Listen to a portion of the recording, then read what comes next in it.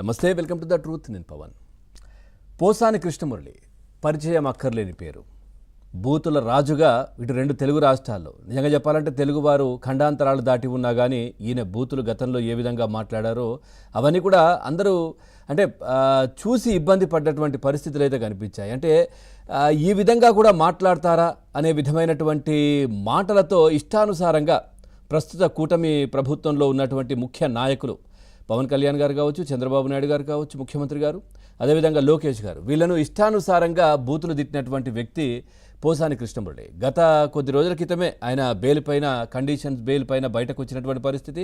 So ఇటు హైదరాబాద్లో మనకు తెలుసు, గతంలో ఆయన అదుపులోకి తీసుకోవడం, తర్వాత దాదాపుగా రాష్ట్రంలో ఒక 17-18 కేసులు కూడా ఆయన పైన నమోదు కావడం, ఈ విధంగా ఇష్టానుసారంగా అప్పటి ప్రతిపక్ష పార్టీ నేతలు, ప్రస్తుత కూటమి ముఖ్య నేతలను ఇష్టానుసారంగా తిట్టిన నేపథ్యంలో రాష్ట్ర వ్యాప్తంగా కూడా వివిధ ప్రాంతాల్లో ఆయన పైన కేసులు నమోదయ్యాయి. ఇదంతా తెలిసిన విషయమే.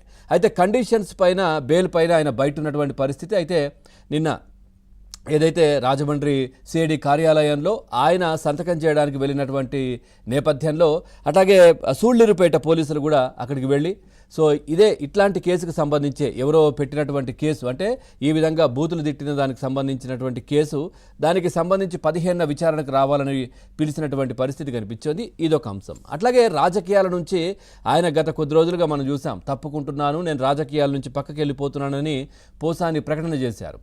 అట్లాగే ఇప్పుడు మనం చూస్తే వైసీపీ కేంద్ర కార్యాలయానికి వెళ్ళి లేళ్ల అప్పిరెడ్డిని, ఇన్ఛార్జ్, ఆయనను కలిసి మరి ఏదో మాట్లాడారు.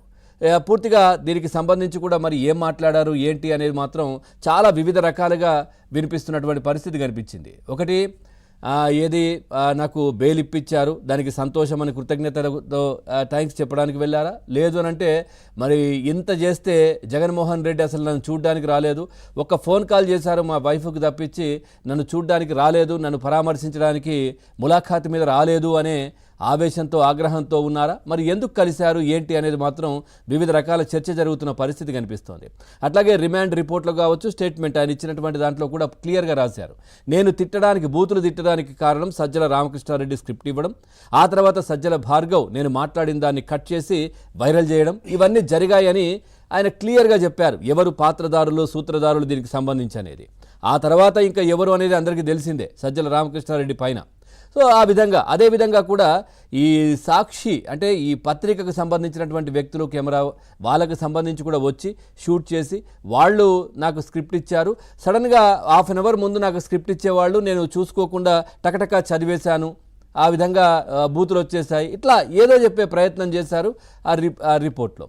సో ఈ అంశానికి సంబంధించి కూడా ఎంక్వైరీలు కావచ్చు, ఇవన్నీ కూడా కొనసాగుతూ ఉన్నాయి. సో ఇప్పుడు మళ్ళీ ఎందుకు కలిశారు, మరి రాజకీయాల నుంచి తప్పుకుంటున్నానని చెప్పినటువంటి వ్యక్తి మళ్ళీ వైసీపీ కేంద్ర కార్యాలయానికి వెళ్ళి లేళ్ల అప్పిరెడ్డిని కలవడానికి కారణం ఏంటి అనే చర్చ ఒకటి. అట్లాగే చాలా లబ్ధి పొందారు ఈయన. వైసీపీ అధికారంలో ఉన్నప్పుడు ఫిల్మ్ డెవలప్మెంట్ కార్పొరేషన్ చైర్మన్గా దాదాపుగా నెలకు 3,80,000 రూపాయల జీతభత్యాలు, అలవెన్సులు తీసుకుంటూ ఇష్టానుసారంగా అప్పటి ప్రతిపక్ష పార్టీ నేతలను ఇష్టానుసారంగా తిట్టడానికే ఆ జీతాలు, ప్రజాధనాన్ని ఆ విధంగా ఇచ్చారనే చర్చ కూడా జరిగినటువంటి పరిస్థితి కనిపించింది.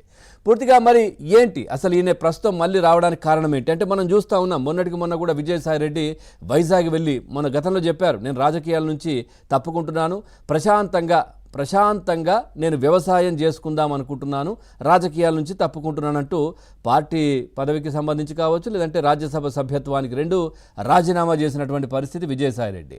కానీ అందరూ చెప్పుకుంటూ ఉంటారు, ఇంకా జగన్మోహన్ రెడ్డి టచ్లోనే ఉన్నారు, ఇద్దరు కలిసి ఏదో ఇది గూడుపుటాని చేస్తూ ఉన్నారనే చర్చ ఒకవైపు నడుస్తూ ఉంటుంది. కానీ మధ్యలో ఆయన వచ్చి ఏదో లీకులు అడిగినా అడగకపోయినా, సో విక్రాంత్ రెడ్డి లిక్కర్లో ఉన్నారని చెప్పడం, ఆ తర్వాత ఇట్లా ఎవరు అంటే గతంలో కూడా ఆయన ప్రెస్ మీట్ పెట్టినప్పుడు ఢిల్లీలో మనం చూసాం, అంటే నేను విజయసాయి రెడ్డి ఏదైతే వివేకానంద రెడ్డి చనిపోయిన సమయంలో నేను అవినాష్కి ఫోన్ చేశాను, గుండెపోటు అని చెప్పారు అని, ఈ విధంగా అడిగినా అడగకపోయినా వీళ్ళందరినీ ఇరికిచ్చే ప్రయత్నం చేస్తున్నారనేది చర్చ ఒకవైపు. అదేవిధంగా సడన్గా మొన్న ఇందాక అనుకున్నట్టుగా విశాఖలో ప్రత్యక్షమయ్యారు, అక్కడ కూడా ఏదో ఎవరినో కలిశారు, కూటమికి సంబంధించిన నేతను కలిశారనే చర్చ జరిగినటువంటి పరిస్థితి. అట్లాగే మళ్ళీ ఇంకా ఏదో రాజకీయాలు చేస్తున్నారు వైజాగ్కి సంబంధించిన చర్చ ఒకవైపు. ఈ విధంగా మేము రాజకీయాల నుంచి తప్పుకుంటున్నామని చెప్పడం, ఆ తర్వాత మళ్ళీ రాజకీయ కార్యక్రమాల్లో రాజకీయ పార్టీ నేతలతో ఇవన్నీ ఈ విధంగా ములాఖాతులు అవ్వడం, కలవడం, ఇదంతా ఏంటి అనే చర్చకు వైపు జరుగుతున్న పరిస్థితులు.